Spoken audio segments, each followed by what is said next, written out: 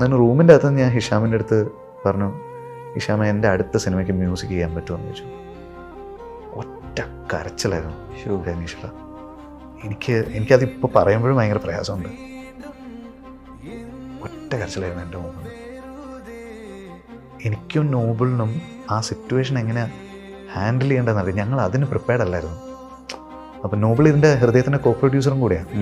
അപ്പോൾ ഞങ്ങൾ രണ്ടുപേരും എന്താ ഇനിയിപ്പോൾ ഇയാളോട് പറയുക എന്നുള്ള രീതിയിലായിരുന്നു. അത് കഴിഞ്ഞിട്ട് അവൻ എഴുന്നേറ്റിട്ട് നേരെ ബാത്റൂമിലേക്ക് പോയി. ബാത്റൂമിലും അവൻ നിന്ന് കരയായിരുന്നു, നമുക്ക് ശബ്ദം കേൾക്കാം. അത് കഴിഞ്ഞിട്ട് മുഖം കഴുകിയിട്ട് ആൾ തിരിച്ചു വന്നിട്ട് ഫസ്റ്റ് അവൻ എന്നോട് പറഞ്ഞു, 10 വർഷമായിട്ട് ഞാൻ ഇങ്ങനെ ഒരു ഓപ്പർച്യൂണിറ്റിക്ക് വേണ്ടിയിട്ട് കാത്തു നിന്നു.